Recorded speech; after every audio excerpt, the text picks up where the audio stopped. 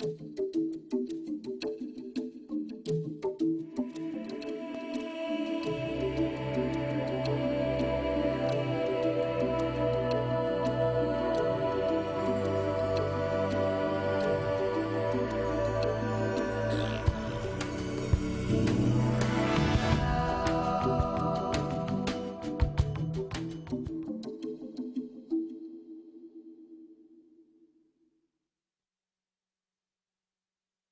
a school of philosophy that defines a miracle as a change in perception.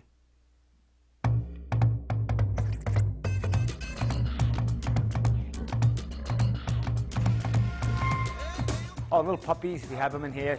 One of the puppies we rescued from the Bronx. People ask me, oh, what kind of dogs are they? Mastiffs? This? I said, no, they're South Bronx Melange.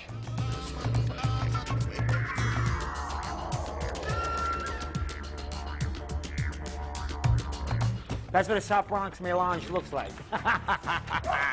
Hey, Mama. Hey, Gucci.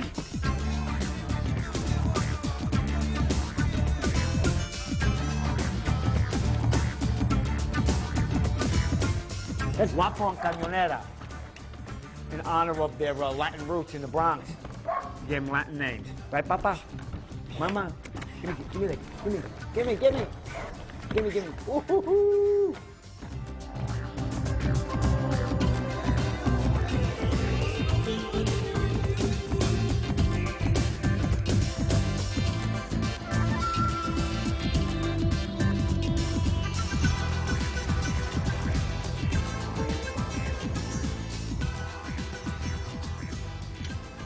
I'm a architectural metals contractor. Do curtain wall storefronts, windows, doors, things of that nature, aluminum and glass. Mira aquí cómo quedó el ángulo de ese lado. El trimming. We have 22 employees. We have a few trucks, a couple of assembly houses, and office in New York City. We're just steadily growing. Mira, any problem or mistake you think we made, just put down. So dime el total.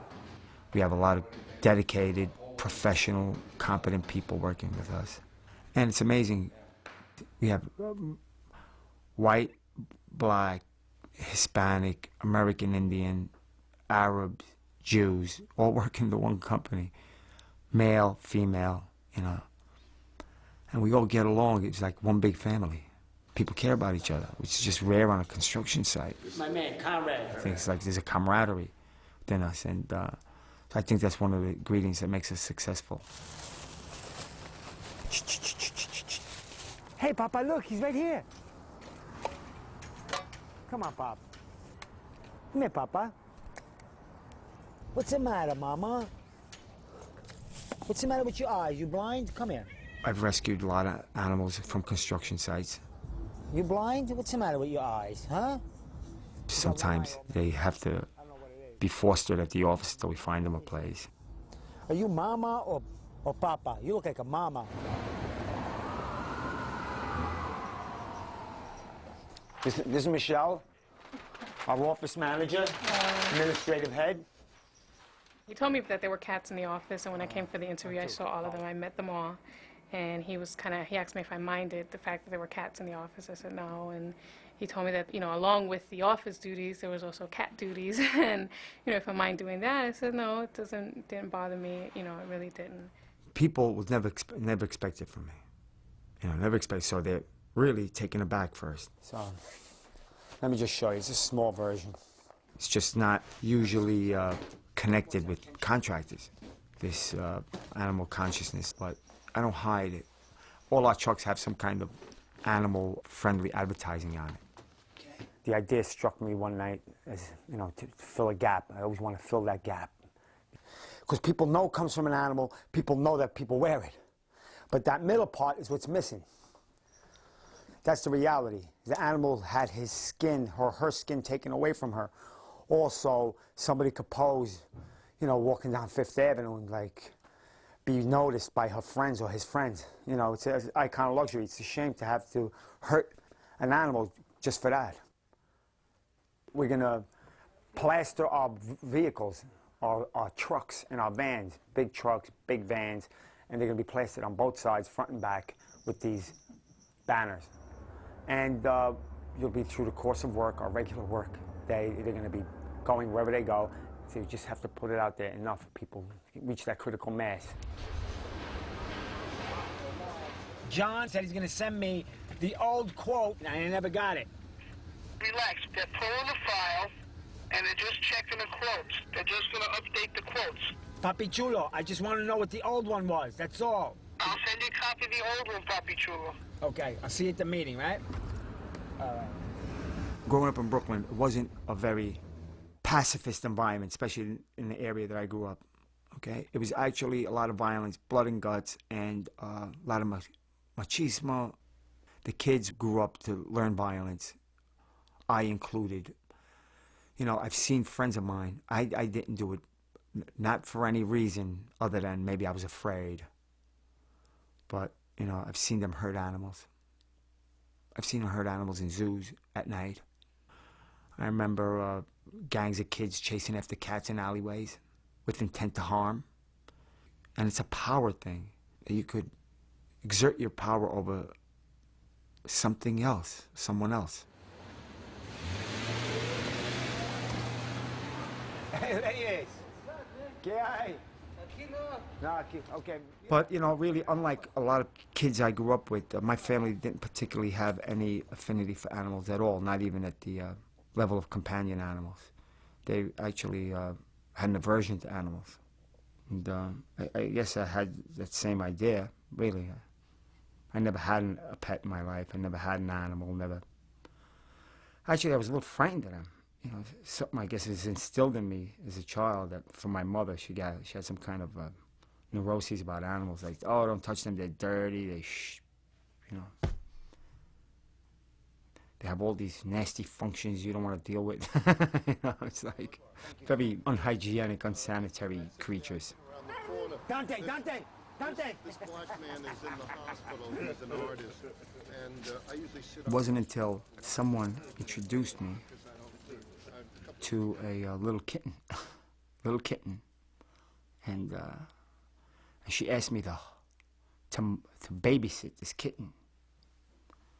Now, that was asking too much. However, I did have an ulterior motive. She was a very pretty woman, very desirable. She asked me for this favor. I figured I'll get a date out of this. Y'all ready? Anyway, if anyone knew me, it would be an impossibility to have this furry, unhygienic creature in my house. My house was a place where it was kept like a museum. You could eat off the rugs. It was just out of place to have a kitten running rampant in there and possibly soiling the rug that you could eat off of. And, but anyway, however, my self-interest was the motivator, and I accepted and was entrusted to this kitten. I don't know what I thought a cat was. I guess what I thought a cat was no more than an ambulatory organism. You know, and that's it. You know, it meowed, it had fur, it walked, and, you know, and that was basically it. But then I found out it was more than that. The kitten actually had preferences, likes, dislikes, tried to communicate to me what she wanted. And I started learning all this. It's fascinating. And I developed a bond and a trust, and a bond with the cat. And I loved the cat. There's no other way to say it. Love to me meant to want the best for the cat. That's the definition of love. So want the best for the cat with or without me. So that particular kitten was taken back to the woman's house, and I'd visit. And there's another opportunity with another cat, and that's where the ball started really rolling for me. There was another cat, and he was abandoned, a declawed cat that was abandoned in a building in Brooklyn. And the same woman said, look, there's a cat abandoned. Do you think you could hold him till we find a place for him? I said, sure. Went there, beautiful cat, really, work of art. Good job. So anyway, this cat followed me around the house, and I felt I had a companion, a real, more so than the first cat. Actually, this cat, Moo Moo, happens to be the reason why I quit smoking. I was a smoker for 25 years. Camels, non-filters, 2 packs a day, ruled my life. And in my life, I've made a lot of changes, and I've evolved in different ways. But I thought I was going to be stuck with smoking. I thought smoking, I would die smoking.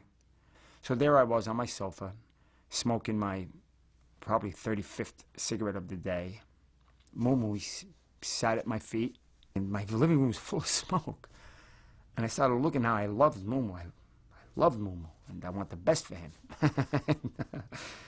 and I started sizing him up. It became clear to me how much smaller he was. I said, wow, he's about 10 times smaller than I am. And if I'm smoking 1 cigarette, he's smoking 10. You know, and concurrently with this thought came the idea that this animal had no choice. I ruled over him. He couldn't possibly get up, go to the door, turn the knob, and say, look, Eddie, I'm getting out of here. It's just too much smoke here. The sense that I was directly doing harm didn't sit well with me. You know, directly doing harm to someone, my cat, that would choose not to be harmed if he could speak, you know. So I had to accept his being. By accepting his being, I had to not smoke. That with the fact that he was sitting right there looking at me. Don't ask me if this really happened, but I could have sworn he coughed. And that was it. I said, that's it. And the cigarette was extinguished. Hey, Bagel, he's a big dad. Hey, Papa. A couple months later, I had my first rescue. He was in such lamentable condition. He could barely move. He was infected in both paws. He had pus oozing all over the place. His teeth were rotten. He was limping. He's full of mites. He weighed about 7 pounds. Sounds big for a cat, but he weighs 26 pounds now. Big cat.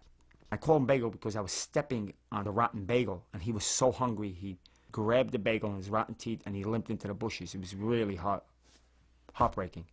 At that point, I hailed a cab. I took him to the doctor, fixed him up, and I brought him over to my office. He jumped on my lap, and this beautiful guy just laying there. And you got to remember, still, I wasn't used to really touching or feeling animals. It was still only a matter of a couple of months. So this was a whole new experience to actually, you know, feel his structure, his bone. I never really did that.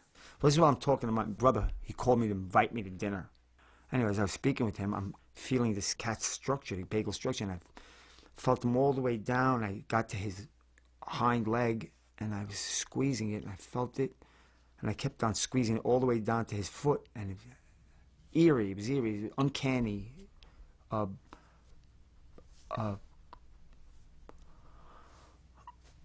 It was so much like a drumstick, you know, and I said, wow, this is strange. The tendons, the whole thing, just reminiscent of a drumstick. I didn't think much of it after that, and got up, got dressed, and went to my brother's house. And guess what they were having? Chicken. You know, they might as well have been having cat, because it's the same thing to me.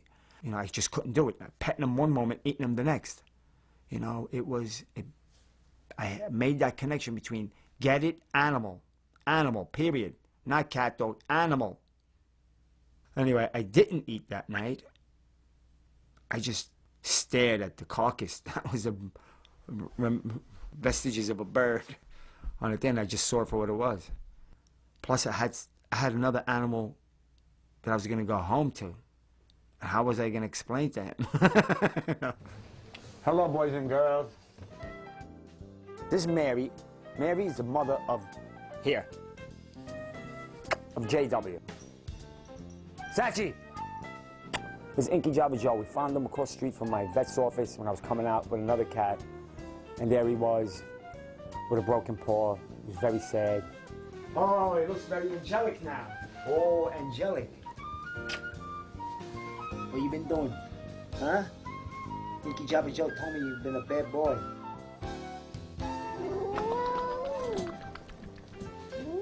He's gonna bite me any second.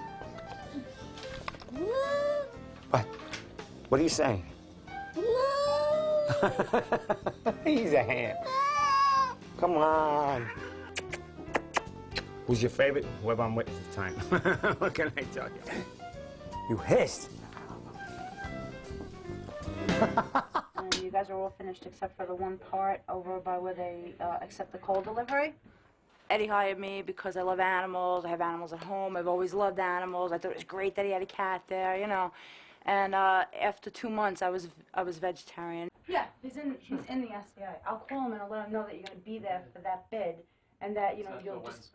Yeah, it's like a joy to come here. And the cat's being around, and just his overall personality. He's like a lovable personality. You can't hate him. You cannot hate Eddie. Even if you're mad at him, you just can't hate him, you know? Even if you're like a little annoyed with him, it's just like, pff, it's Eddie. Do you have a still shot there? Where is I know the prejudice that occurs because I was one that prejudiced people at one time. And to hear vegetarian, it's as if they were always vegetarian. Oh, they're like, water walkers, you know what I mean? These like ethereal beings that are beyond me. They're like, some people call holier than thou, or, morally superior, whatever. And I just thought like they always were, as if they were born into this existence and they were made for it, sort of like hippies, like hippies. You eat your soybeans, you work the land, and you hug a tree, but it's not for everybody. They're not like putting any stress or any pressure on me because I'm not a vegetarian or anything like that. I pretty much ask questions every now and then, and they'll answer them, or they'll just share their feelings or their input on certain things, and I'm just open to hearing them. Like all the suffering and the cruelty towards them. I mean, I guess to a certain degree we are aware of it because, we do eat the meat, so we are aware that they are being killed, but not in the degree that they are. Like what exactly was the process that they go through to, to get there. I saw video footage of pigs being raised, if you want to call it that, being confined in these pens on factory farms, then being transported, and then finally slaughtered. Here we go, play. And I just saw this misery. I mean, everything from, intensive confinement to giving drugs, antibiotics, and having their tails docked and ears clipped and snouts bashed, and all the way to transport. A lot of them die en route to the slaughterhouse, and then prodded into line to get them into the chutes to kill them, and a lot of them not dying on the first blow and getting boiled alive. All these horrible things that befall a pig. I mean, I cried looking at it. I couldn't think of why these animals were being punished in such a way.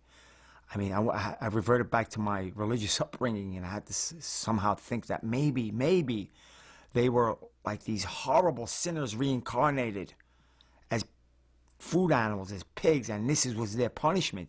That maybe Hitler reborn, there it was. That's what he deserved. Because why would this pig have to suffer this much? I mean, these crazy ideas were going through my mind. I mean, when I was eating hot dogs and sausages, yeah, I knew it came from an animal. But somehow that's as far as the connection I made. I know it's an animal. But that missing element, connecting the pain and the fear and the suffering, that wasn't there. Another area that I feel like is even more helpless than human beings is that they can't express themselves. A pig cannot tell you, please, do me a favor. Don't kill me or the kids for a pizza with sausage. Please don't do that. I don't want to die. Can't say that. All they do is try to scream when they go into slaughter, and that's it, and that's the extent. There's no advocate for the animals.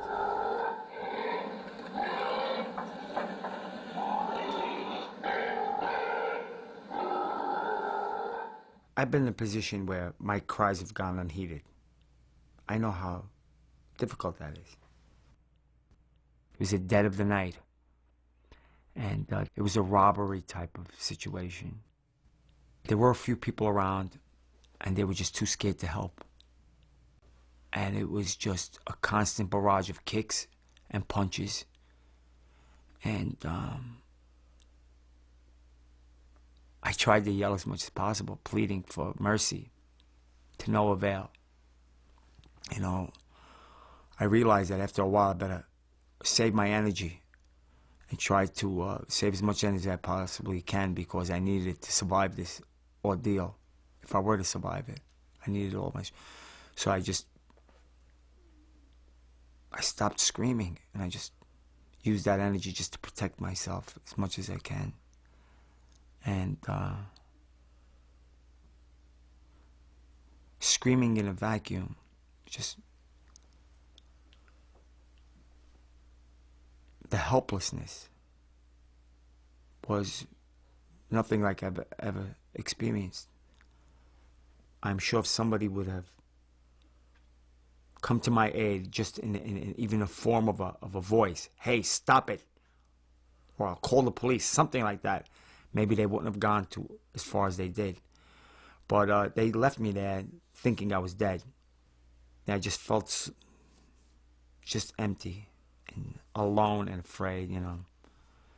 And I know the feelings, that the bewildered fear I had in me, the fear I had in me, the bewilderment, that I wouldn't want anyone that could possibly feel those things to feel it.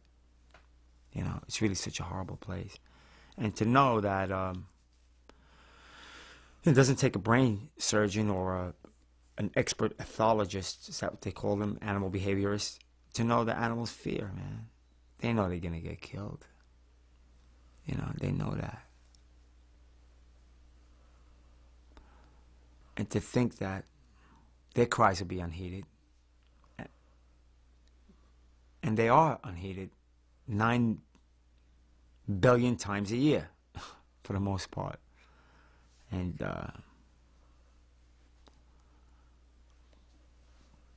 but not because of me, you see. That makes a difference. So I just don't want to be a bystander and see somebody get harmed that way without anybody saying, hey, you know, that's wrong, or that doesn't have to be that way, or hey, stop. You know, and radical.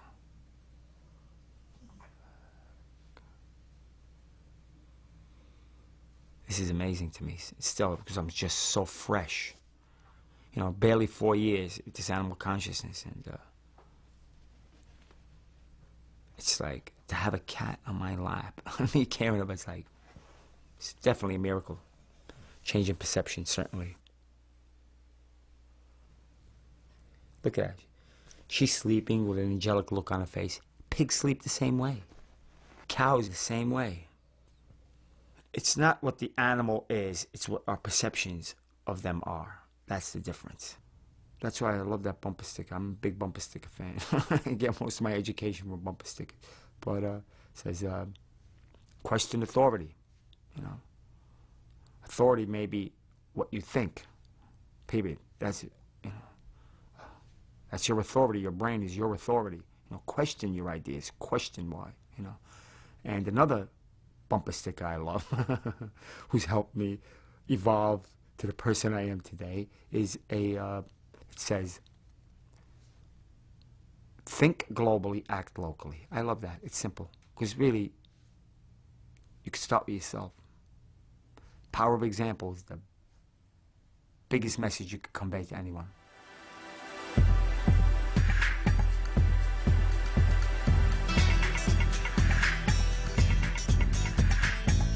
I started this issue because it was close to home. My first connection with animals was through fur bearers. I fell in love with a fur bearer, and I didn't see any distinction between my little fur bearer and another fur bearer traveling the forests, you know, and I couldn't see my companion animal, this little, beautiful little creature, be gassed, clubbed, stepped on, and have her skin ripped off her back for somebody's earmuffs. So it was there at that level. It was personal. And people ought to know what the reality is, that it is ugly. If it weren't ugly, people wouldn't be aroused to change it. You know, slavery is ugly. The Holocaust was ugly. The attitude toward black Americans, you know, prior to the civil rights movement was ugly. Jim Crow laws were ugly. You know, the lynchings, ugly. You know, that's the reality. And if you hide that, how would anybody know? It'll just continue. 10 to 15 years ago, the fur industry was hurting greatly because of these graphic pictures of the reality of the fur industry. People were made aware and this and that. And, but after a while, after sort of plateaued, and the fur industry started taking measures to introduce fur back into the mainstream. And what they did that very, very cleverly. First, they dyed it to make it look like a synthetic maybe. And what they did is they applied it into non-fur garments, like on the cuffs or on the hood, just as a trim. So you have all these big companies buying this thing that's fur, but it's touted as a trim, you know, as if any other fabric, as if it was corduroy or something. And they made millions of these coats, and people were buying it. So now people didn't give it a second thought. I mean, they bought a parka, a nylon parka, but now it had this trim on it. So now you had a lot of people walking around with, inadvertently, with dead animals as trim. The fur industry get fur-bearing animals to make their garments out of in two ways. One is through trapping. Certain animals cannot be raised in a cage. So there are those that, quote, need to be trapped in order to get their pelt. That's what a steel jaw leg hold trap looks like. Come on, get Satch out of here. That thing's so dangerous. Who knows it? Come on, Icky Jabba Joe. Goodbye, Mary. Look at Satch. Stop crying. Everybody get evicted right now. Come on. Okay. You're out, bro. This is, they stake it to the ground so it doesn't move. They cover it up. They put it in areas where they know the animals travel. Very common trap. It's very cheap. And what happens is this. Okay.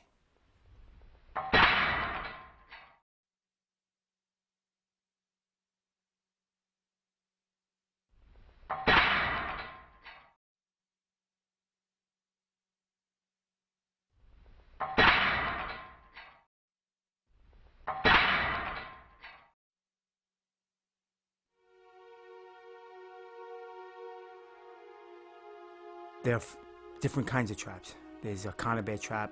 It's a spring-loaded trap that snaps shut on the body, supposedly killing the animal instantly. It almost never happens. It works well in theory, in practical application it doesn't. What happens is the animal gets caught in the midsection, or on the face, or on the snout, or somewhere where they don't get killed immediately. It's neck breaking, and they writhe in pain, sometimes for a few hours, sometimes for days, until the trapper comes along and either decompresses the animal by squeezing on his chest with his feet or clubbing the animal to death.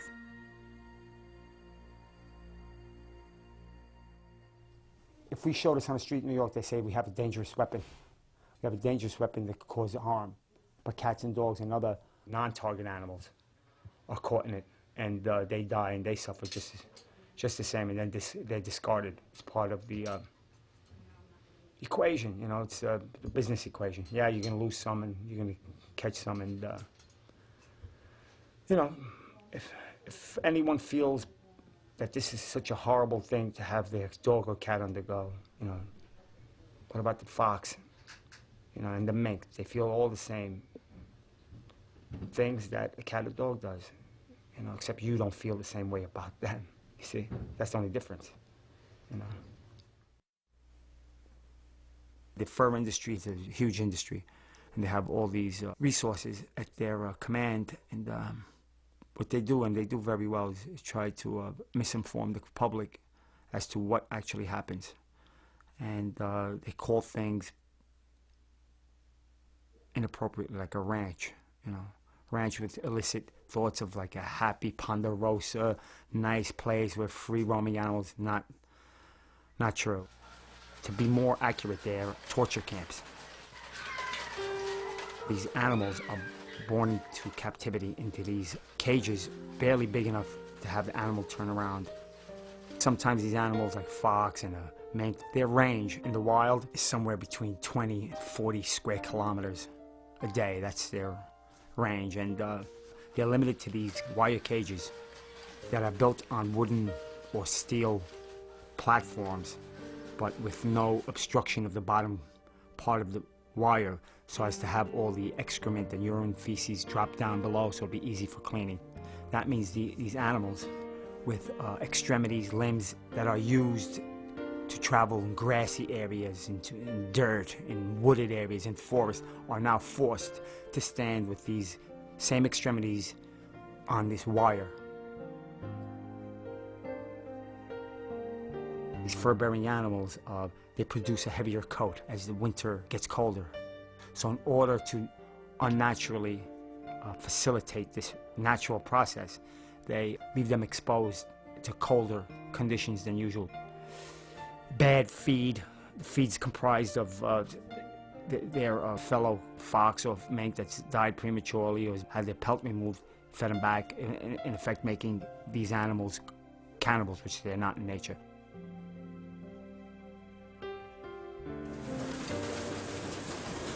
And they're in such confinement that a lot of them break down psychologically, and they exhibit stereotypic behavior, walking, pacing back and forth. It's a symptom of psychological breakdown. They actually went nuts, and they go nuts. Thousands more animals die prematurely, a lot of times very sick, a lot of times infections. I mean, there is no veterinary care because it's not cost effective to give veterinary care to an animal that's going to be made into coat. So these animals have to endure these horrid conditions for many, many months until they're big enough for the kill.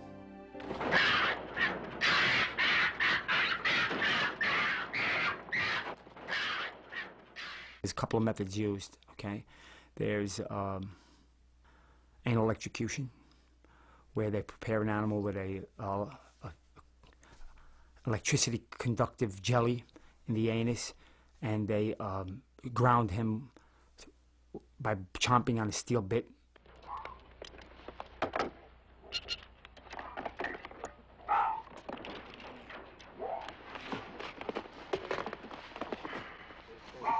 And they insert this probe into the anus, and they turn the juice on, and they fry him from the inside out.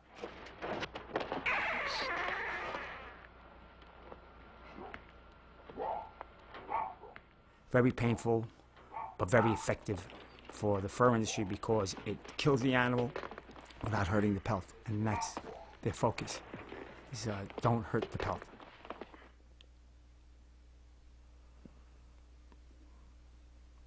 Another way is gassing. A lot of times very primitive methods of gassing, sometimes just hooked up to a carbon monoxide crate.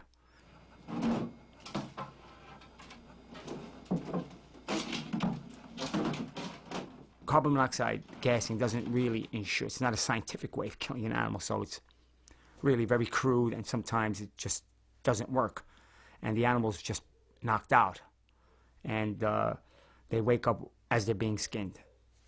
It's just unconscionable, and this is not isolated incidents. This is just standard operational procedure. It just happens a great deal that these animals wake up as they're being skinned.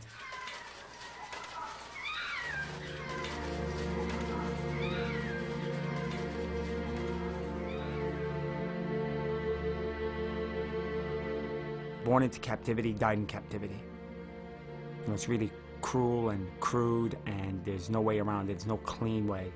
The animal always suffers.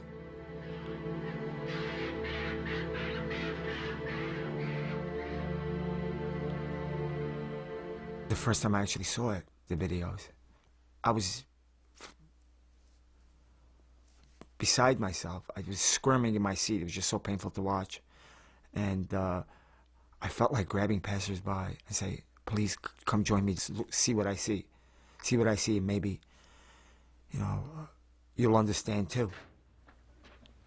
But this undercover footage wasn't going to be on any mainstream media outlets. Certainly, it would have been by now, you know, and certainly wasn't going to be playing at a theater near you anytime soon. And I just had to figure out a way to bring these images to the general population, to the public. And it struck me that maybe I have to build something mobile, you know, and bring it to the street. So this sense of despair and helplessness and frustration was transformed into an action. What I did is converted one of my vehicles, a van. We customized it, hired some carpenters and some electrical contractors, and we converted it into a audio-visual mobile system.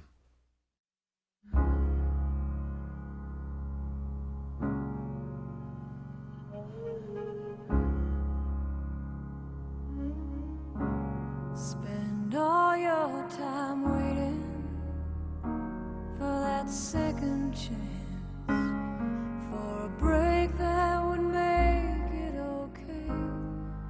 There's always some reason to feel not good enough, and it's hard at the end of the day. I need some distraction. Oh, beautiful release. Memories seep from my veins. Let me be empty. Oh, weightless, and maybe I'll find some peace tonight.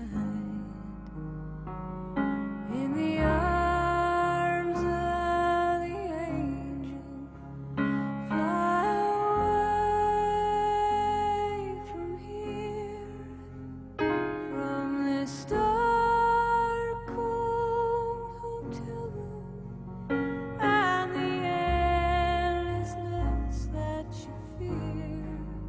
You are pulled from the wreckage of your silent reverie. You're in the arms of the angel. May you find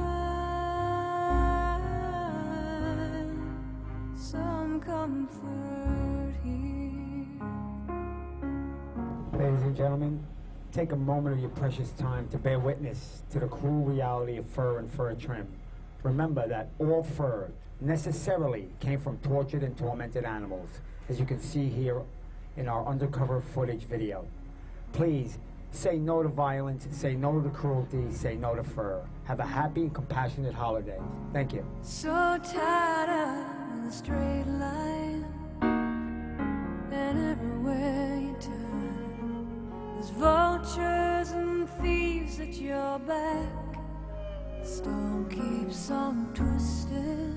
You keep on building the lies that you make up for all that you lack. It don't make no difference. Escape one last time. It's easier to believe in this sweet